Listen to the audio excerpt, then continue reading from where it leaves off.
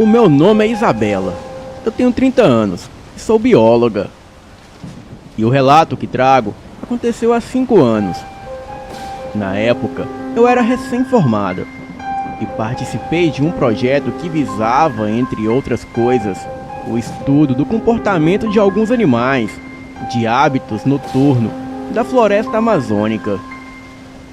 Confesso que foi uma experiência maravilhosa e desafiadora, pois eu nunca havia viajado de barco, lancha, canoa, etc. E para ser franca, nem nadar eu sei. Mas o meu desejo de participar era maior do que qualquer coisa. E sempre tive muita curiosidade de conhecer a beleza e o esplendor da região norte do país. E aquela oportunidade foi um divisor de águas na minha formação. Bem, éramos 7 pesquisadores, 2 biólogos, um com mais experiência, no caso, o Everton, e a outra com muita motivação, neste caso sou eu, e 5 discentes: Alessandro, o Silas, Júlio, Patrick e Cristiane. Sendo que contávamos ainda com o apoio de 2 experientes guias amazonenses de nome Ricardo e Riquelme. Esses eram conhecidos como 2 dos melhores guias para esse tipo de trabalho, pois eram nativos da região e acostumados a se embrenharem na mata. Conheciam vários lugares, sabiam utilizar os recursos da floresta e tinham amizades com algumas aldeias indígenas, além do costume de prestar serviço para universidades, faculdades, turistas, etc. Contudo, o que mais me chamava a atenção neles era a juventude e o fato de serem irmãos gêmeos idênticos. Sem mencionar, evidentemente, a beleza física. A ideia preconcebida de guias amazonenses eram de homens pertencentes à etnia indígena, ou até que vivessem em aldeias ou vilarejos próximos. No entanto, eles moravam num povoado afastado com a avó paterna.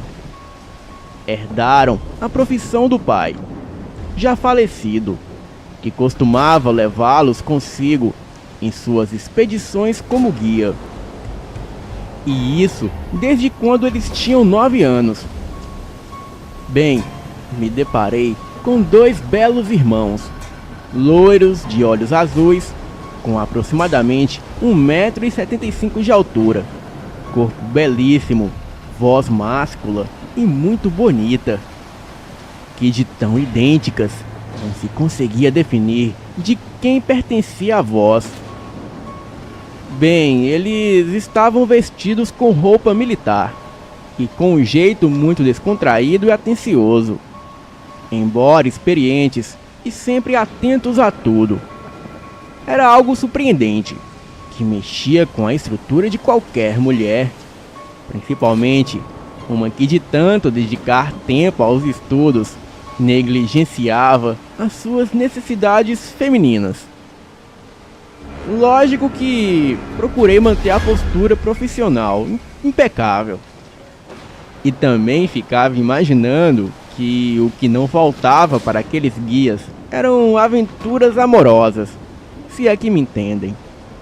Todavia, não havia sido para aquele tipo de coisa que eu entrei no projeto, embora me questionasse até quando eu conseguiria resistir.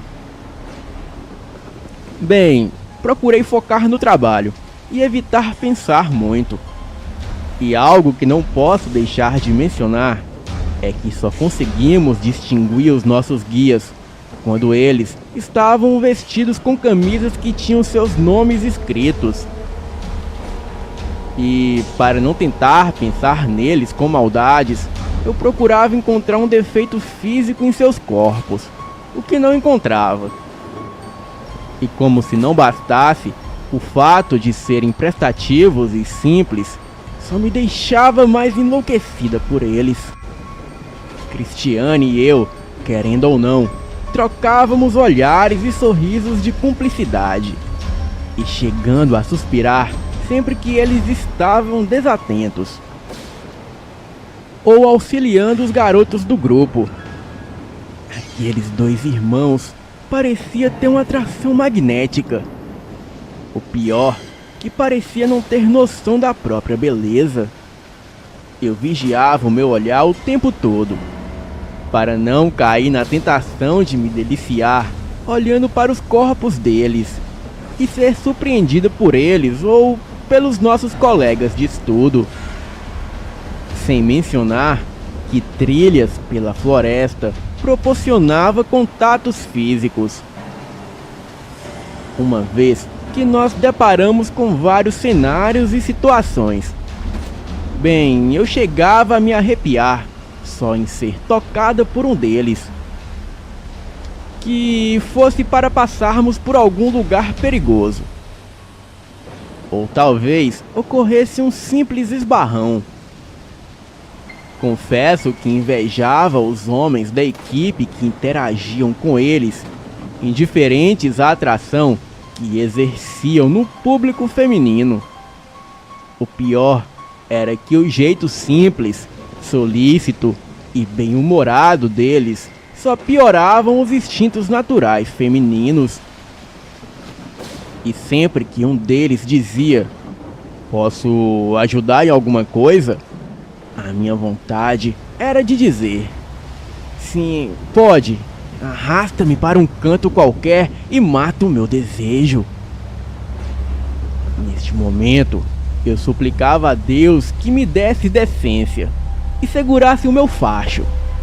Até mesmo porque eu precisava defender a minha reputação e quebrar o conceito de mulher ser fácil e propícia a cair no desfrute, caso trabalhasse com homens em lugares isolados. Bem, mesmo com essa situação desvantajosa, eu conseguia focar e fazer tudo o que precisávamos para garantir uma boa pesquisa.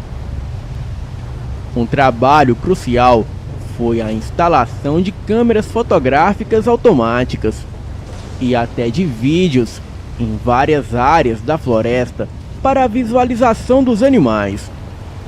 Lógico que procuramos acompanhar tudo em um abrigo bem afastado. Bem, foi em nossa embarcação, para encurtar a conversa.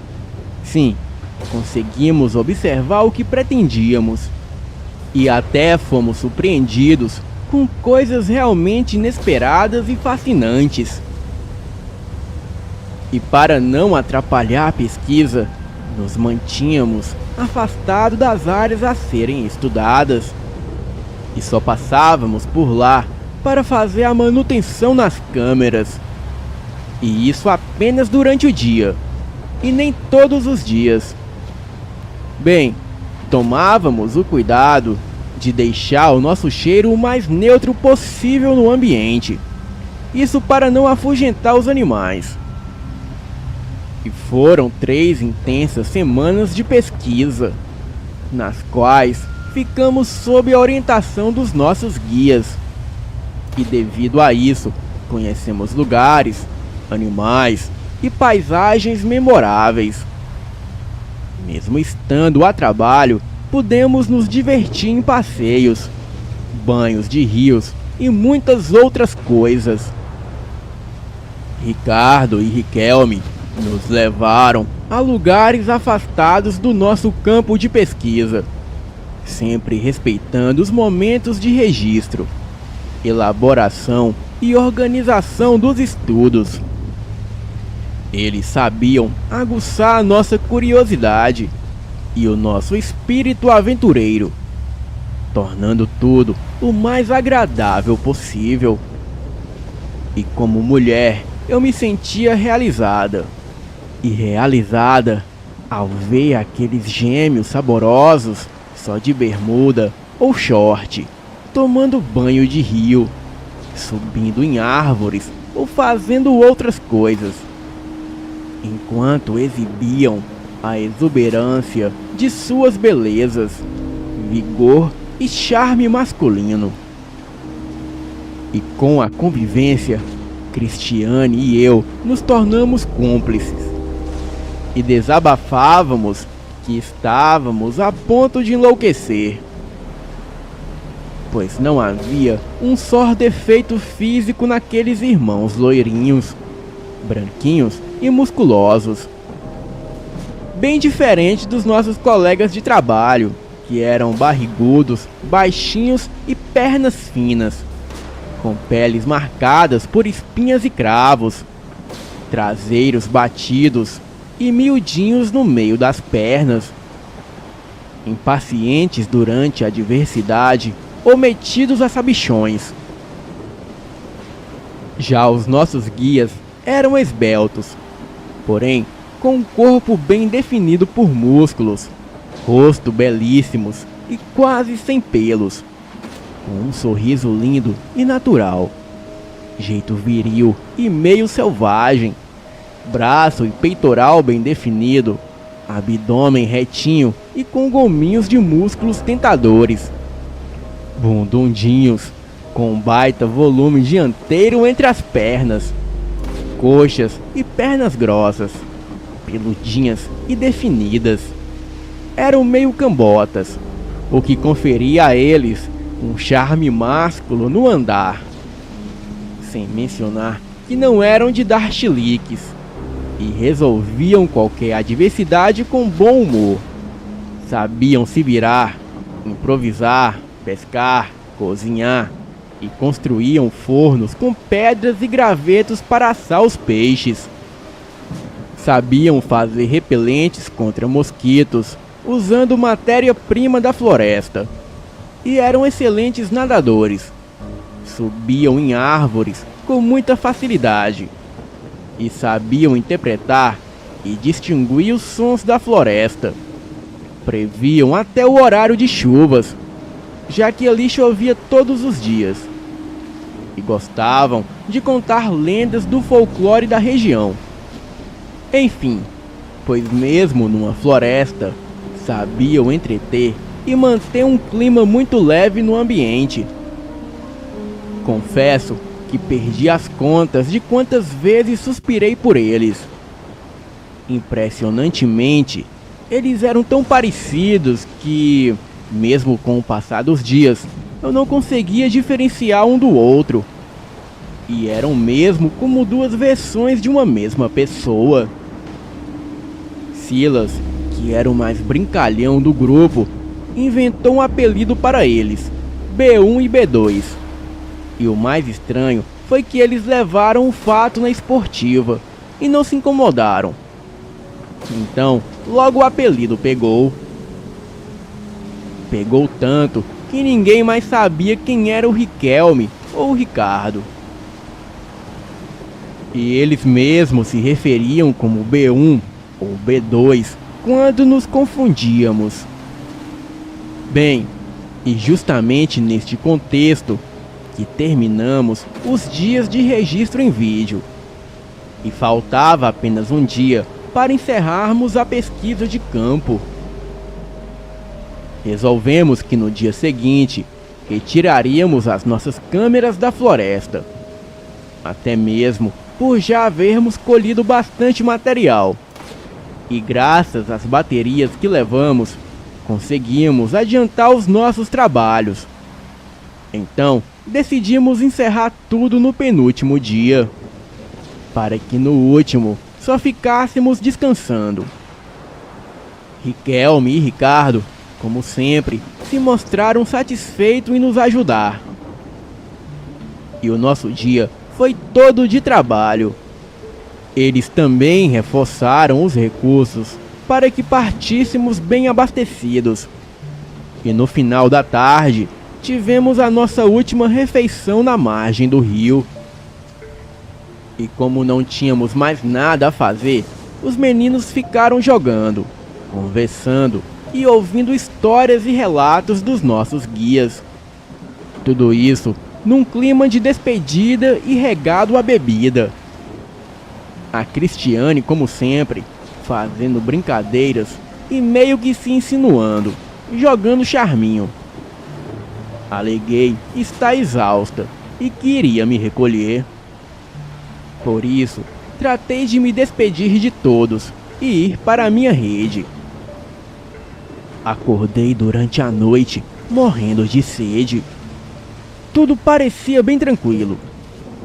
Os homens já dormiam recolhidos em suas redes no cantinho masculino.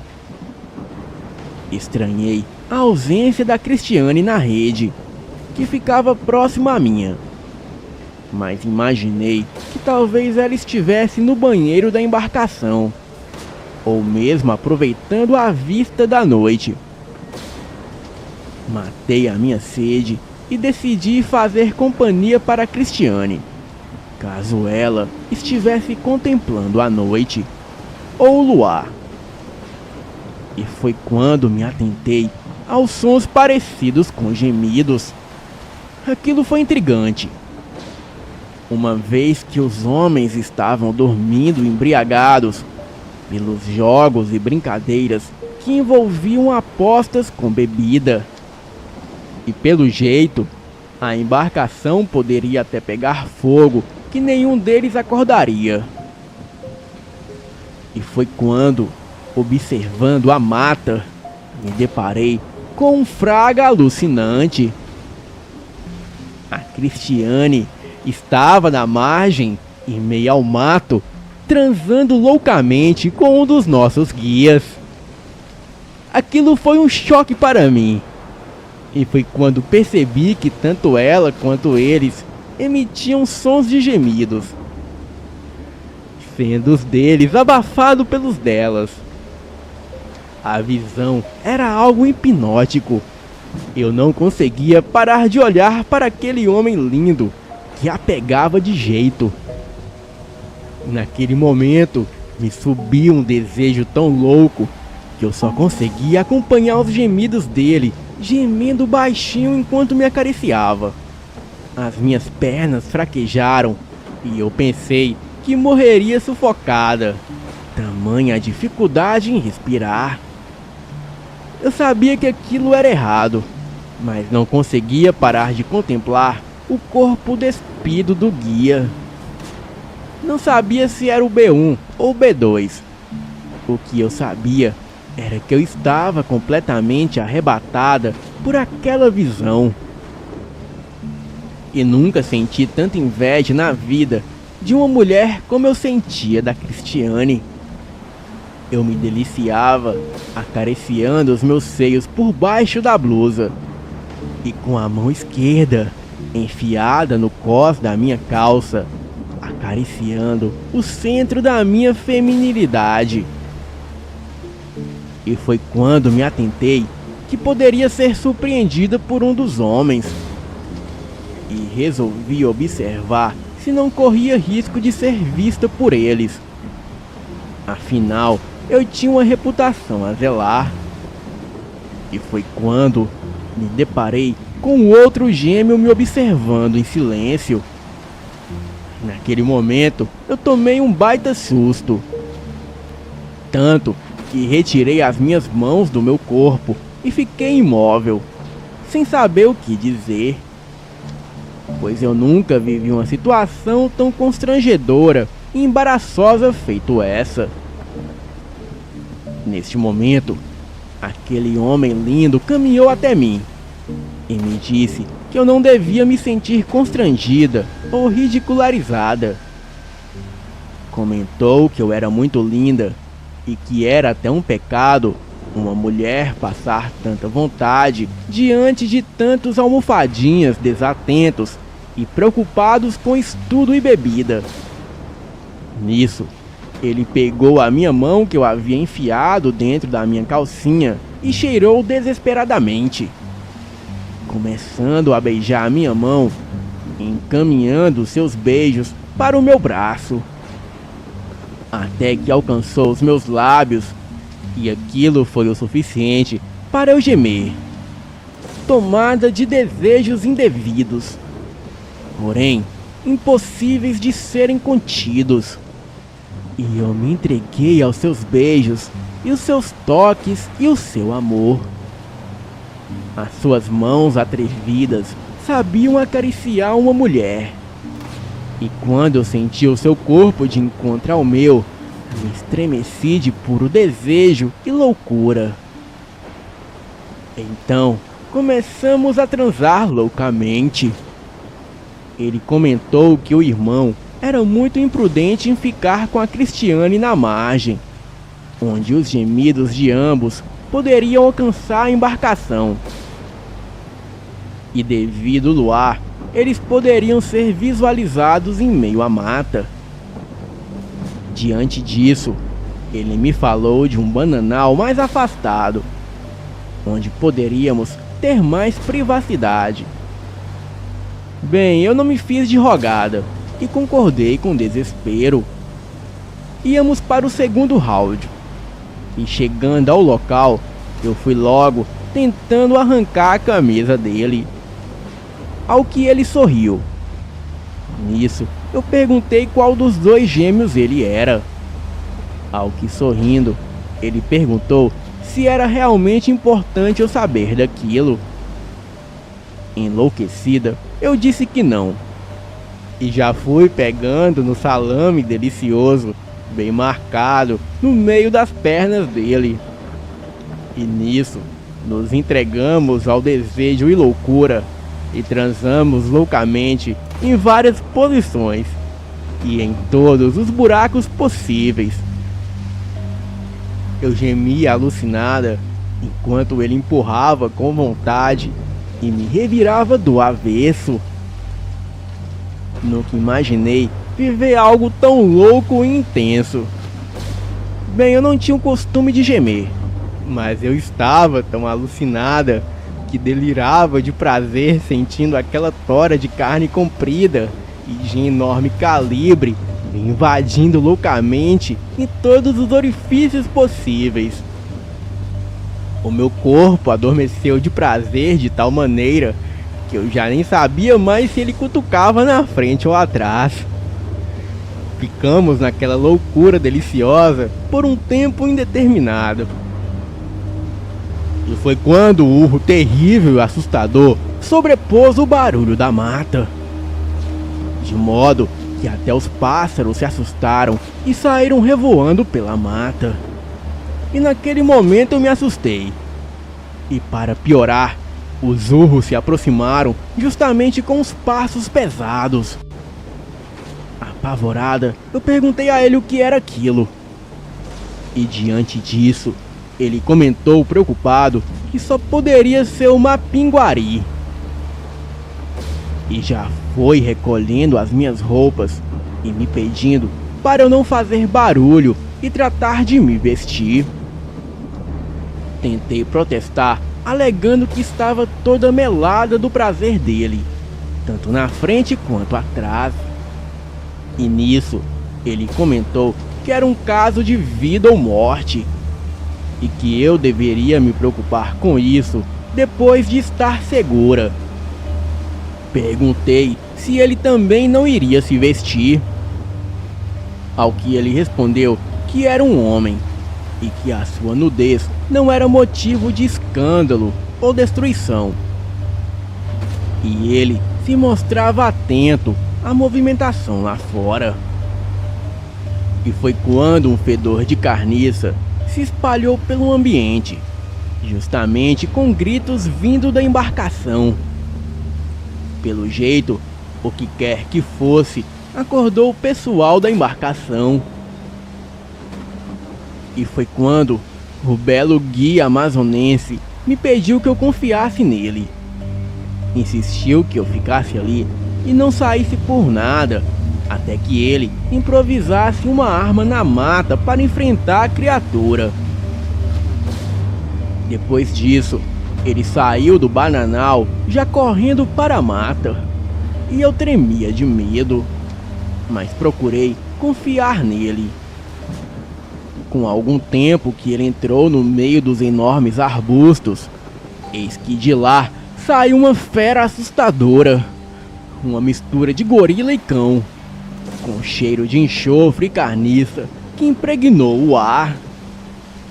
O bicho passou tão rápido que eu pensei estar tendo alucinação de pavor. E contudo, ele correu para a área que ficava próximo da embarcação. E foi quando percebi que os meus colegas gritavam coisa do tipo: "O que é isso, meu Deus? De onde surgiram esses demônios?" Eu não me contive e decidi me aproximar com cautela.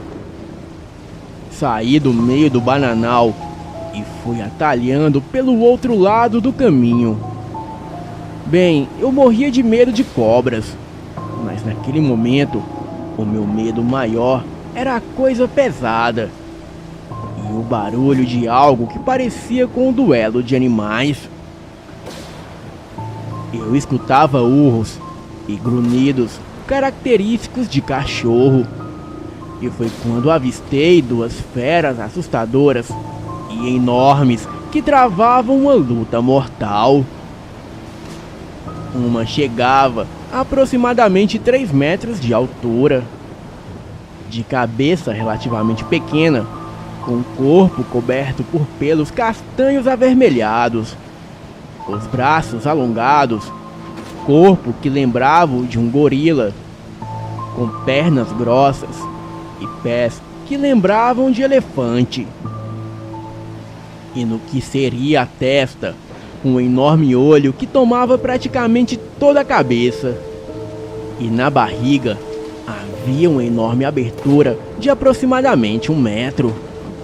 Esta era transversal e lembrava uma perereca de mulher, mas com 4 enormes presas e vários dentes pontiagudos.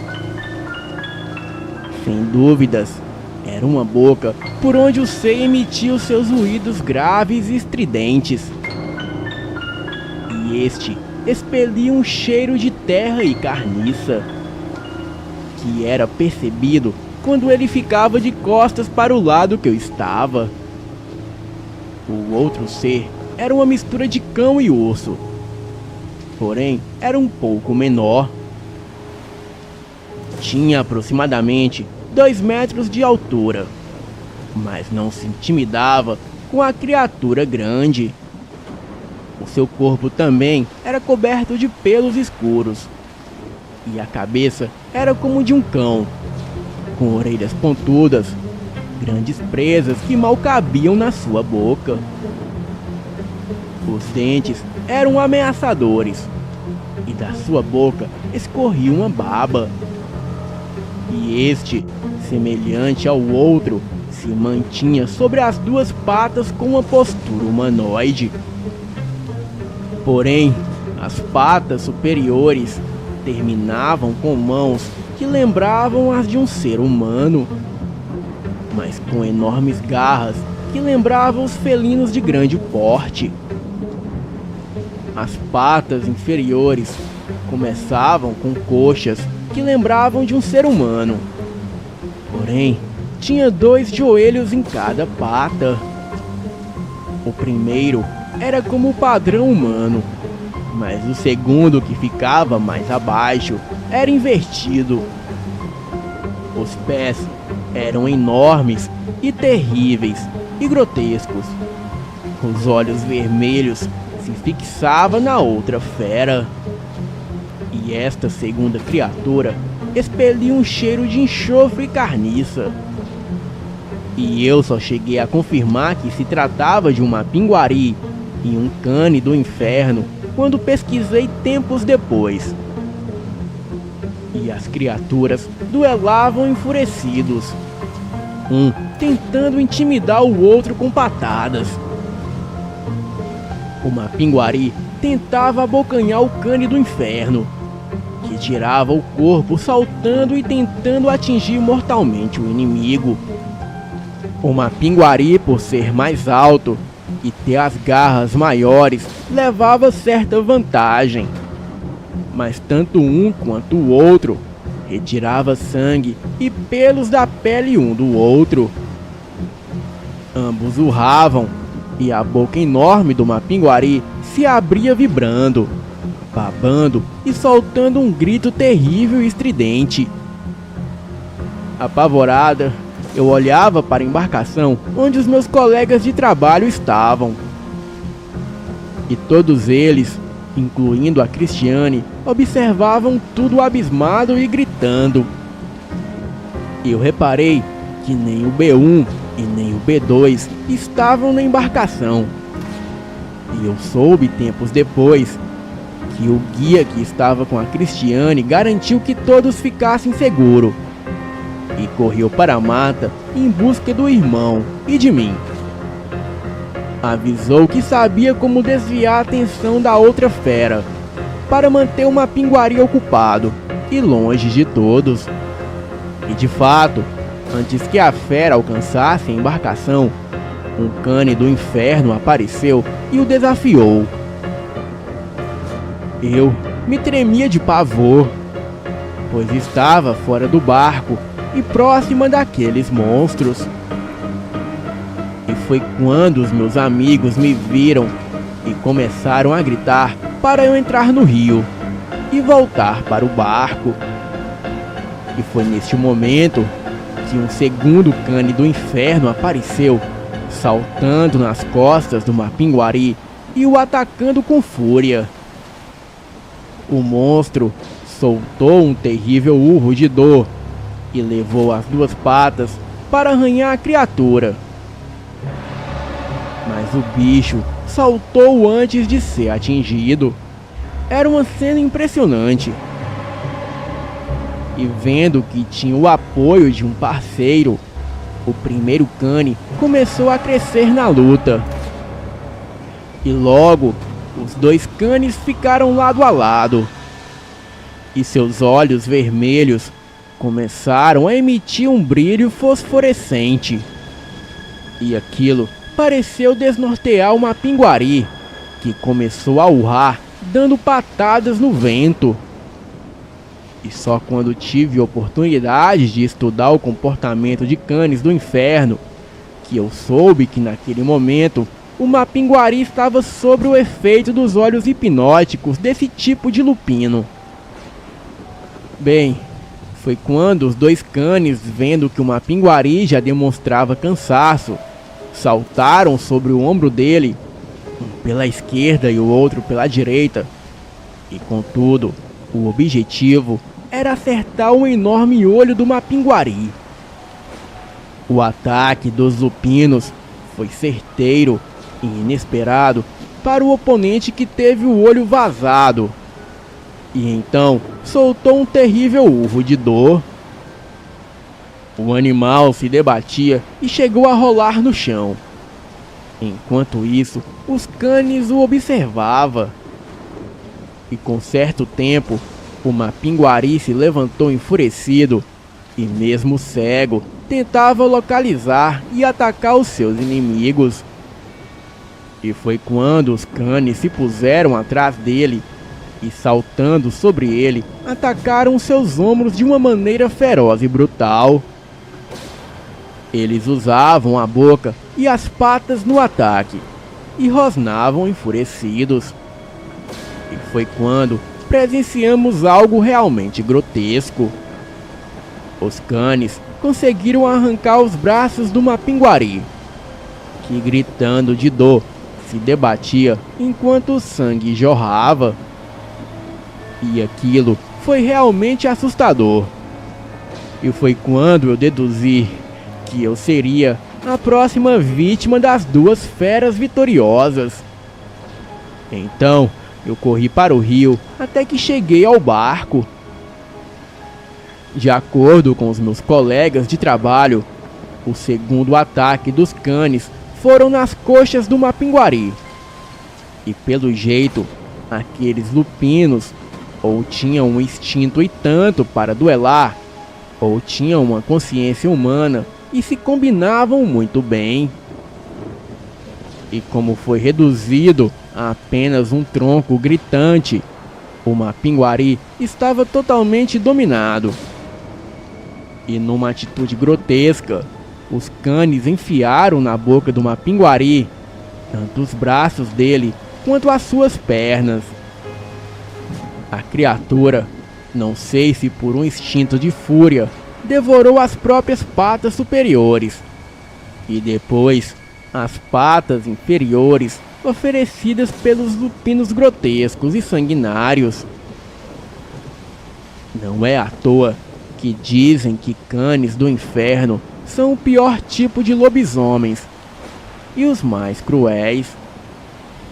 E quando uma pinguari devorou seus próprios pedaços, os canes enfurecidos levaram as garras na imensa boca do bicho e forçavam grunhidos alucinadamente, até que rasgaram a boca do animal. Uma pinguari gritava de dor, até que estalos de ossos foram ouvidos. E diante disso, o terrível monstro morreu, tendo seus restos mortais arrastados para a mata pelos dois canes, que chegaram até a devorar alguns pedaços da criatura. E diante daquilo, a única certeza que tínhamos era de sair daquele local o quanto antes.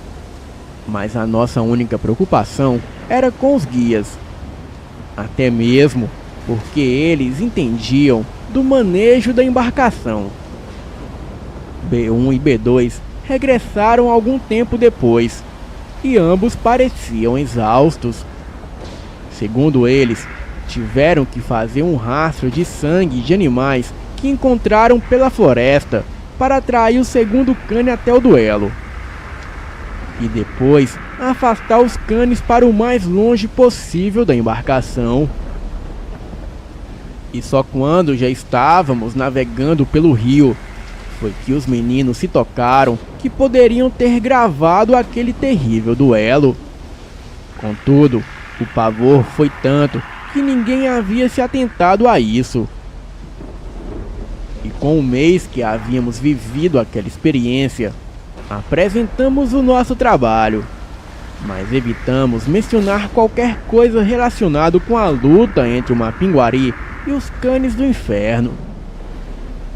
Até mesmo para não corrermos o risco de sermos apontados como loucos, ou alguém dizer que tivemos uma alucinação coletiva. Entretanto, eu particularmente tive uma surpresa. Descobri que fiquei grávida de um dos guias, mas não tive coragem de revelar nada, ou procurá-los, até mesmo por uma questão de caráter. Para mim, seria muito vergonhoso perguntar qual deles me engravidou. Bem, atualmente eu vivo para minha filha e para as minhas pesquisas. Conheci o Elite Oculta, e qual foi a minha satisfação ao ver que é o único canal que aborda a subdivisão lupina de lobisomens de sina, lobisomens albinos e canes do inferno, e também o quanto expõe relatos de mapinguari ou pé de garrafa. Agradeço sinceramente ao Fael pelo seu trabalho maravilhoso. Me tornei a maior fã do canal e o tenho como o melhor canal de relatos. Muito obrigado pela oportunidade. Boa noite.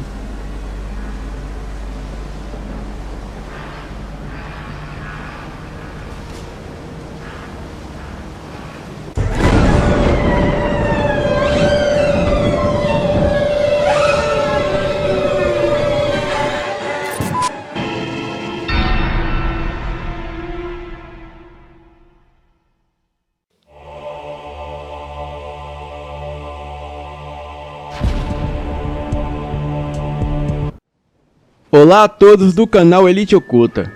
O meu nome é José Felipe Mendes. Eu tenho 53 anos, moro em Diamantina, Minas Gerais. E este fato que contarei aqui é um caso que aconteceu comigo e alguns amigos quando éramos adolescentes. Observo que a história que eu vou contar é verídica. Tudo aconteceu na década de 80, conforme será relatado. O ano era 1982.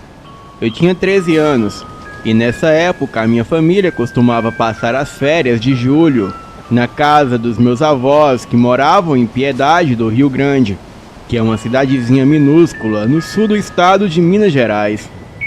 Os meus avós tinham uma bela fazenda nesse local, onde nós nos divertíamos muito quando íamos para lá, pois existiam muitas matas para serem exploradas, lagos, cachoeiras e muita diversão. Geralmente, quando íamos para lá, também iam outros tios, com o meu primo André. Eu gostava muito, pois tínhamos a mesma idade e nos dávamos muito bem. Na época, Piedade do Rio Grande era cercada por lendas que contavam os mais velhos, especialmente em épocas de lua cheia, dia de finados ou quaresma. O meu primo André, os nossos amigos Paulo, Ricardo e eu gostávamos muito dessas histórias contadas pelos mais velhos da região. Paulo e o Ricardo tinham 14 anos e o meu primo André e eu tínhamos 13. Nos anos 80, naquela cidade, percorria a lenda do lobisomem, pois um morador antigo do nosso bairro, que se chamava Estevão, ele nos contou que há cerca de 20 anos, em uma noite de lua cheia, ele ouviu os cães latirem pela madrugada. Era mais de meia-noite, e os cães latiam em direção a um cercado com uma casinha de barro ao centro, que ficava a poucos metros da casa de Estevão, que na época a rua era de terra batida e os postes de madeira com luzes que mal iluminavam a rua. Estevão se levantou e foi até a janela ver que alvoroço doido era aquele. Ele abriu um pouco a janela de madeira da sua casa e ficou observando. Então, ele viu os cães avançarem em algo que ele, a princípio, julgou ser um jumento. Mas quando reparou melhor, ele viu que aquilo não era coisa desse mundo, pois aquela coisa que ele achava ser um jumento se pôs de pé e começou a revidar ataques contra os cães.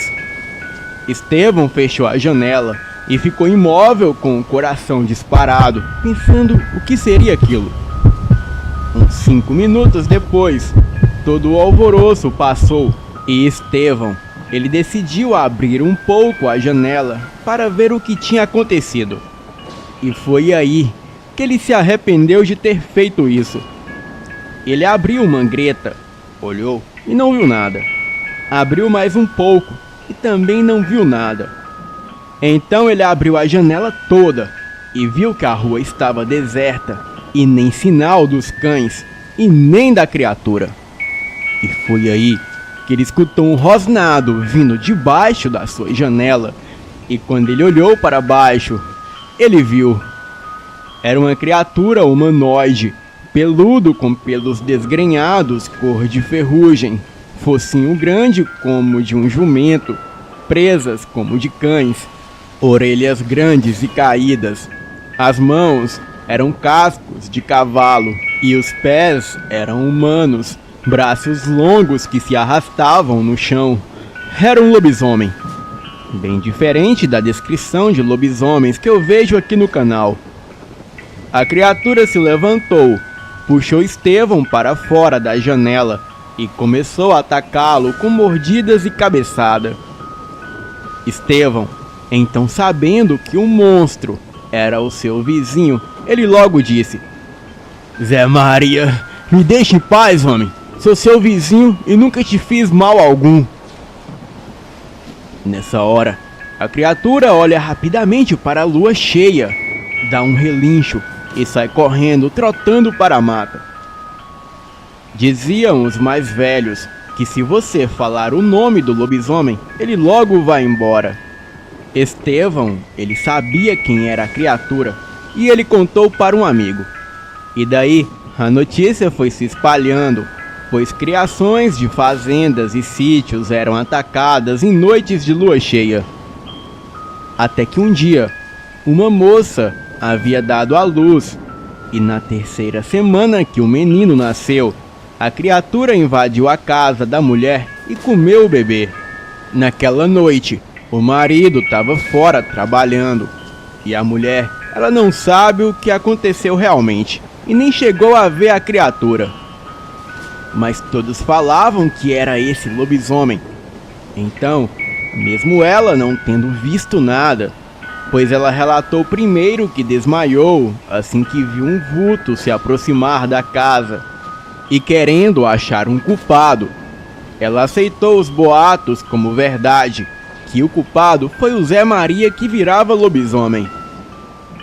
Então, o Zé Geraldo, fazendeiro e pai de Estela, a qual teve o neto morto pelo suposto lobisomem, ele foi até a casa de Zé Maria com alguns homens e lhe arrancou a cabeça com um facão.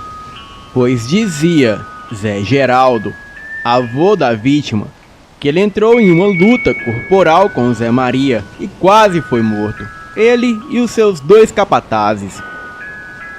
E mesmo revidando com tiros, Zé Maria recuava, mas depois os atacavam, e quando ele começou a se transformar, em plena luz do dia, Zé Geraldo e os seus homens aproveitaram a ocasião e lhe arrancaram a cabeça com uma facãozada só. E só aí que conseguiram deter a fera, e Zé Maria sem a cabeça foi voltando à forma humana. Perguntei Estevão se a polícia não fez nada, e ele disse que a polícia fez vista grossa, e mesmo não encontrando provas da história de Zé Geraldo ser verídica, até porque, segundo o médico, Zé Maria havia morrido no primeiro tiro efetuado contra ele, a polícia fez vista grossa ao caso, já que toda a população estava convencida que Zé Maria era o lobisomem. Essa foi a versão mais completa e autêntica que eu ouvi dessa história, pois o fato era famoso pela cidade, mas cada um tinha a sua própria versão. Então, como moleques travessos que éramos, o meu primo André, os nossos amigos Paulo, Ricardo e eu, entramos na casa onde supostamente morava Zé Maria. A casa já estava deteriorada pelo tempo, quase caindo aos pedaços. O mato alto tomava conta de tudo em volta, e tinha mato até dentro da casa. Então, em uma tarde, entramos lá e com muito medo deixamos um bilhete em cima de um sofá muito velho que estava na sala, e o bilhete dizia o seguinte: Zé Maria, sabemos o que fez com o inocente bebê, e esperamos que pare para sempre no inferno. E então saímos correndo da propriedade. O mato era alto, mas da casa ao cercado não dava mais do que 20 metros. E quando corremos por dentro daquele mato, eu tive a impressão que me perdi e fiquei apavorado até escutar a voz do meu primo me chamar ao longe. Então eu segui a voz e logo saí pelo cercado para a rua. Ali estava o meu primo e o Paulo, e logo em seguida apareceu o Ricardo. Ele estava apavorado e dizia que se perdeu dentro do mato e ficou cerca de 10 minutos nos chamando. Mas isso era impossível, porque não havia se passado nem 2 minutos desde que saímos do casebre. Mas ele insistia que sim. Ficou cerca de 10 minutos correndo e só via mato, e quando ele pulou bem alto para ver se via a saída, tudo que ele viu à sua frente era mato, como um milharal sem fim. Até que ele escutou o André me chamar, seguiu em direção à voz e achou a saída. Bem, só não duvidamos dele por 2 motivos. 1, ele estava apavorado, e 2, todos nós tivemos a mesma impressão de nos perder dentro daquele mato. A impressão de levar mais tempo que o normal para sair lá de dentro. Bem, fomos todos para casa e tentamos esquecer aquele dia. E mesmo eu, o meu primo e nossos amigos sempre gostávamos de mistérios e histórias sobrenatural de fantasmas e lendas em geral, nós procuramos dar um tempo com o sobrenatural. Bem, naquela época não existia DVD, videogame e coisas modernas de hoje em dia. Então, uma de nossas diversões era jogar RPG de tabuleiro e também de assistir filmes de terror quando passavam na TV. Nos reuníamos na minha casa e sempre assistia nós quatro, mesmo ficando morrendo de medo. Nas férias daquele ano, os meus pais e os meus tios, que eram pais do André, iam passar a Semana Santa na fazenda dos meus avós. Então, chamamos o Paulo e o Ricardo para ir conosco em busca de aventuras. Bem, eles toparam, e os pais deles também deixaram que eles fossem, pois nossas famílias eram amigas. A fazenda dos meus avós era meio afastada da cidade, bem no meio do mato. O lugar era montanhoso e quando chovia os trovões faziam um barulho muito grande, talvez devido às montanhas que existiam em volta. E também no inverno, a neblina era muito forte, formando um manto que não se permitia enxergar. E dependendo do dia, você não via nada a uns 3 metros de distância, de tão densa que era a neblina. O que chamava muito a nossa atenção quando íamos para lá eram as histórias e lendas da região que o meu avô contava para nós. Ele contava sobre estranhas criaturas que apareciam tarde da noite em uma determinada região próxima, principalmente quando tinha neblina. O meu avô contava que em noites com neblina densa, naquela região, pessoas relatavam que avistavam estranhas criaturas surgirem como vultos, saindo da neblina, fazendo um barulho estranho como trotar de cavalo e relincho, e perseguindo aqueles que estivessem próximos.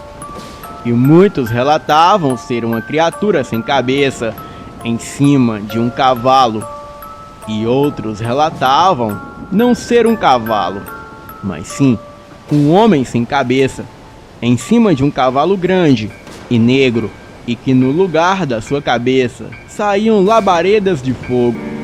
Foram amantes por vários meses, até que ela finalmente confessou ao ele a amaldiçoou, e como ele também havia pecado, ele largou a batina e informou o caso à polícia. E como meu avô era policial na época, ele soube de toda a verdade. A polícia foi atrás da moça, mas nunca a encontraram. Mas a partir desse dia, pessoas começaram a relatar uma mula que percorria noites de lua cheia, ou quaresma, e que soltava labaredas do seu pescoço, e os seus gritos eram angustiantes. Eram gritos de uma multidão de mulheres, gritando ao mesmo tempo e se lamentando. Era a mula sem cabeça. Porém, outros que relatavam ver a mesma criatura diziam que não era somente a mula. Dizia que montando nela havia um homem sem cabeça, vestido todo de preto e com uma foice na mão. Não restou dúvidas para as pessoas da região que a mula sem cabeça, que ele mesmo já chegou a ver tal assombração. Era um homem trajado de preto, sem cabeça e com uma foice na mão. Porém, ele não cavalgava a tal mula sem cabeça, e sim um enorme cavalo negro assustador com os olhos vermelhos como fogo. A assombração saía da neblina e veio cavalgando na direção do meu avô com a foice levantada como se fosse decepá-lo. O meu avô, muito devoto, ele orou o Salmo 91 e a criatura sumiu da mesma forma que apareceu. O meu primo André, os meus amigos e eu ficamos ligados nessa história e mesmo morrendo de medo, estávamos a fim de investigar. Coisa de moleque, é claro. E perto da fazenda dos meus avós existia uma chácara com uma casinha, a qual estava abandonada há anos, e ela ficava bem ao lado de uma estradinha sem movimento, mas no alto, em sentido à montanha que tinha na região. Essa casinha deveria ser algum tipo de local para guardar ferramentas e outras coisas, pois não tinha aparência de moradia e estava bem velha. Ela tinha o que deveria ser o cômodo principal, com mais ou menos uns 12 por 12 metros, e um banheiro ao lado, e era só isso. Então, o meu primo André, os nossos amigos Paulo, Ricardo e eu começamos a bolar um plano. Nós estávamos planejando limpar essa casinha, consertar a porta e a janela e passar uma noite lá, pois ela era ao lado da estradinha sinistra. E como era inverno e sempre tinha neblina à noite e pela manhã, seria o local ideal para investigar a lenda das aparições que surgiam com a neblina. Pois segundo meu avô, o nevoeiro começava num ponto bem próximo dali, pois foi onde o corpo do Zé Maria foi enterrado. Então, ele saía cavalgando em busca da sua cabeça, e ninguém nunca soube onde foi parar. Nessa casinha, nós poderíamos ficar trancados lá dentro e observar o que acontecia pela fresta da janela. Seria o nosso observatório. E também seria o máximo para nós. Que ideia! Conversamos com os nossos pais e os nossos avós, e eles não gostaram muito, mas acabaram deixando, pois não viram perigo por ficarmos dentro do quartinho, com porta e janela trancadas. Além do mais, estávamos em 4 pessoas. Então, mãos à obra. Passamos o outro dia limpando a casinha, e o meu avô ajudou a consertar a porta e a janela, e estava tudo perfeito. Instalamos uns lampiões dentro do quartinho e colocamos 3 lamparinas a querosene do meu avô penduradas do lado de fora, só para iluminar um pouco. Uma mais perto e outra mais longe, pois como não tinha energia elétrica, era um breu só. Chegamos no final da tardinha. Pegamos colchonetes, cobertores, travesseiros, lanternas e alguns jogos para passar o tempo e fomos para a casinha. E quando chegamos lá, já estava meio escuro e um frio danado. Entramos, acendemos os lampiões e naturalmente trancamos a porta, pois nem tinha começado e já estávamos com medo. E como não era tão tarde ainda, jogamos um pouco de Dungeons & Dragons, que era um jogo de RPG de tabuleiro, chamado Caverna do Dragão, e assim passamos o tempo. E quando chegou umas 23 horas, começamos a observar pela fresta da janela, e também de vez em quando dávamos uma abridinha na porta de leve para ver se tinha algo diferente lá fora. Não havia nada, além de uma neblina densa que não dava para enxergar nada. Dava para ver o brilho das lamparinas do lado de fora no meio da neblina, mas nem o mato a gente enxergava. Ficamos ali um bom tempo e nada. Achávamos que não tinha adiantado nada a nossa aventura, mas até que estava legal, pois Dungeons & Dragons era o máximo e passamos horas jogando. E quando era mais ou menos umas 23h50, ouvimos alguns barulhos do lado de fora, na direção da estradinha que passava raspando na casinha. Então ficamos de olho. Observamos onde podíamos, e o Paulo e o meu primo André até abriram um pouco a porta para ver melhor. E Ricardo e eu ficamos bravos e mandamos eles fechar, pois estávamos com medo de algo entrar naquele momento. E nessas horas a gente ficava imaginando de tudo.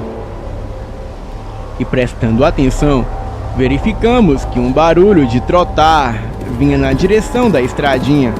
E parecia algo trotando e raspando ou arrastando um ferro no chão. Não dava para entender direito, pois o vento uivava muito naquela noite.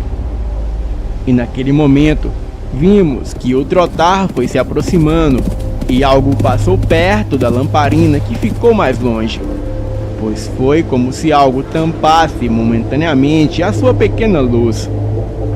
Nós 4 já estávamos tremendo de medo essa hora. Nos encolhemos em um canto e nos abraçamos. E passados alguns minutos, ouvimos os mesmos trotar, porém mais perto da casinha, como se estivesse se aproximando. Eu nem preciso dizer que estávamos travados essa hora. Então, eu fui dar mais uma olhada pela fresta da janela para ver se havia algo. A janela estava fechada e tinha uma fresta no alto, onde nós observávamos o lado de fora. E nesse momento, qual foi a minha surpresa, susto e terror, quando eu subi e fui olhar na fresta da janela e vi a silhueta de um cavalo e sua cara com 2 olhos vermelhos como fogo, bufando e olhando de perto e diretamente na fresta, como se estivesse esperando alguém chegar ali para dar uma espiada. Era como se soubesse que estávamos lá e que estávamos observando o lado de fora, justamente daquela pequena fresta. E essa fresta da janela era meio escondida e não dava para saber se tinha alguém ali olhando. E quando eu vi aquilo, eu dei um grito e pulei caindo para trás. Os meninos perguntaram o que foi e eu contei o que havia visto.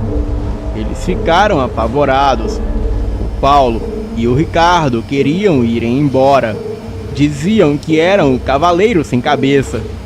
O meu primo tentou manter a calma, mas não adiantou muito.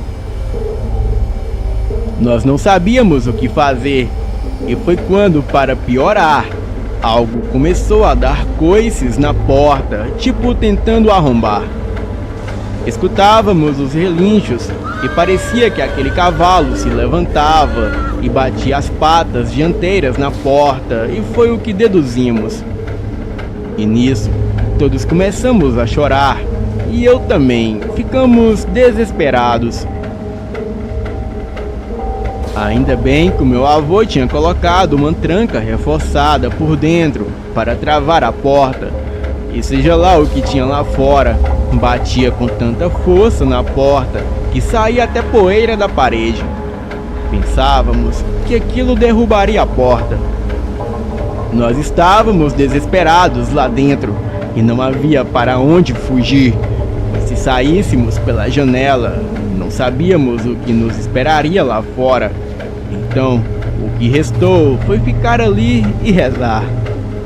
Aquelas batidas na porta duraram alguns minutos e, para piorar, parecia que alguém em cima do cavalo o açoitava, ora para correr em volta da casa e ora para parar. Mas logo tudo parou. Em seguida, tudo começou novamente na janela, mesmo ela sendo mais alta. Ficamos ali naquela cena de horror, chorando os 4.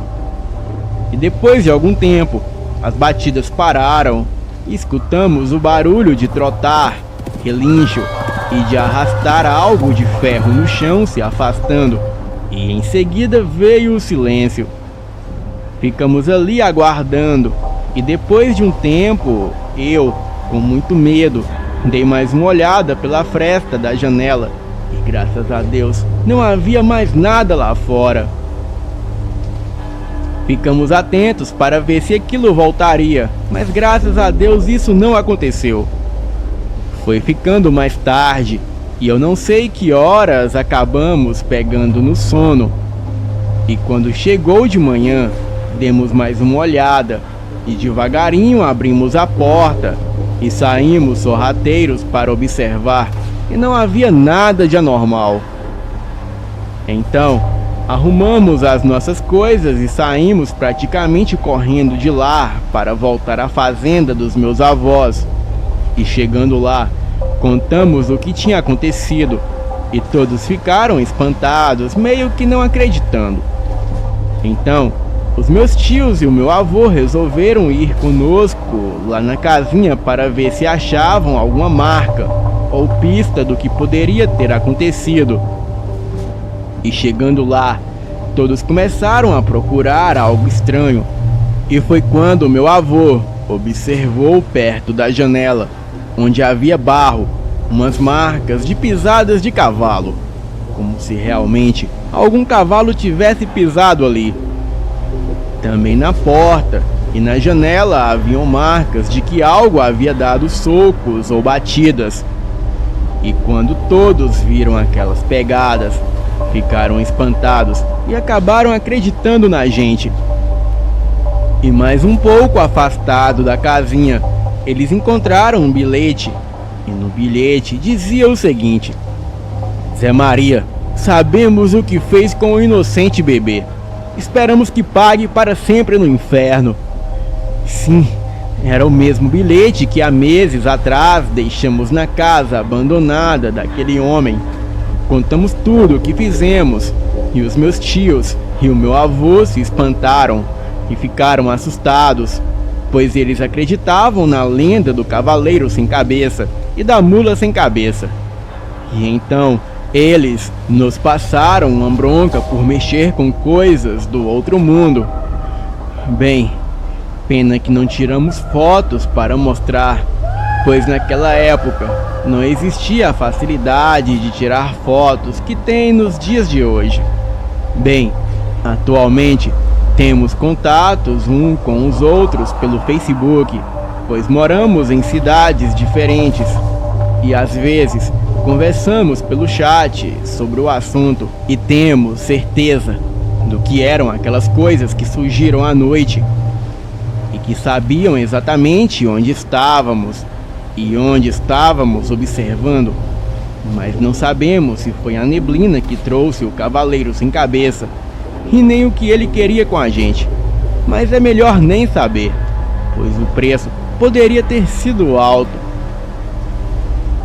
Depois desse dia, nós nunca mais duvidamos das lendas, histórias e do sobrenatural, pois vivemos a nossa própria experiência e posso garantir para vocês que foi terrível.